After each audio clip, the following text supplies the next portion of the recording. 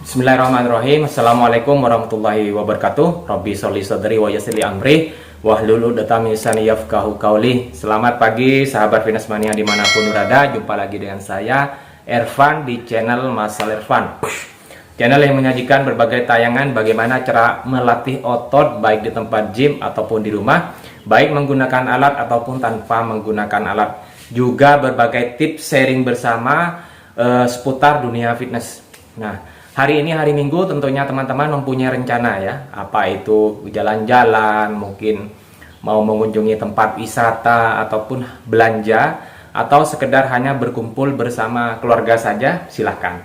Saya ucapkan selamat menikmati hari Minggu. Jangan lupa tetap olahraga, tetap semangat. Oke, kali ini saya akan membahas permasalahan yang namanya di tempat gym ya, cedera-cedera atau hal-hal yang tidak kita inginkan.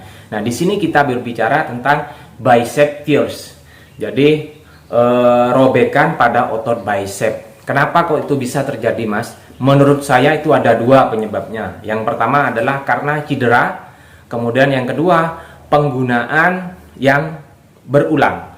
Maksudnya bagaimana? Nah, yang cedera, yang jelas pasti sebagian besar memang sobeknya otot itu memang karena mengangkat beban yang terlalu berat. Nah, ini pasti sebagian besar penyebabnya ini adalah cedera, karena cedera. Ya. Yang kedua adalah karena penggunaan yang berulang. Karena seiringnya usia kita akan mengalami yang namanya penyusutan massa otot ya. Nah, biasanya sobekan otot ini kita terjadi juga karena penggunaan yang berulang-ulang. Dimana kalau untuk bicep ini adalah gerakan menarik atau pull, atau juga bisa rowing. Nah, bisa itu.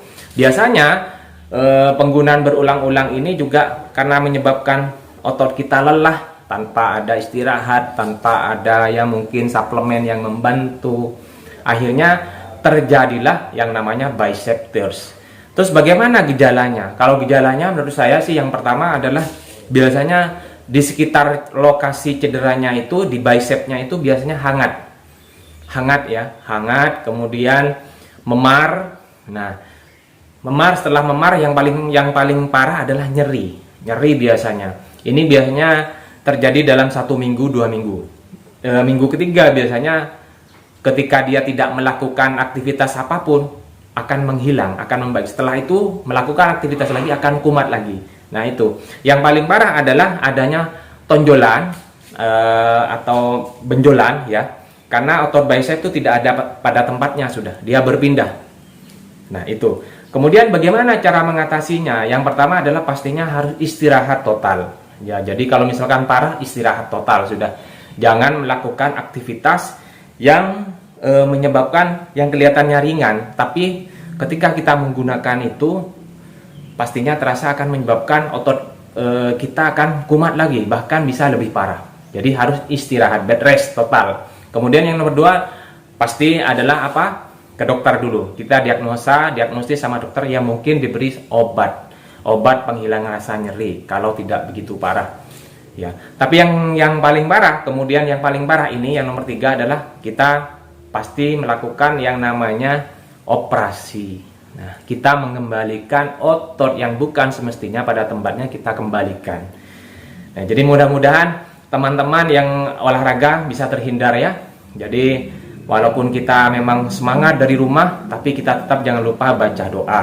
Makanya kita niatkan olahraganya kita itu untuk ibadah. Bismillahirrahmanirrahim, agar kita dilindungi selama perjalanan, baik ketika kita latihan, baik kita di tempat gym, hingga kita sampai ke rumah dalam keadaan selamat.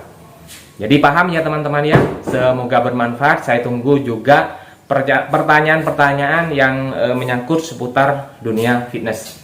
Jangan lupa tetap dukung channel saya dengan cara subscribe Masal Ervan, like, comment, and share sebanyak-banyaknya. Oke, Assalamualaikum warahmatullahi wabarakatuh. Ini Mbak Cakri Will.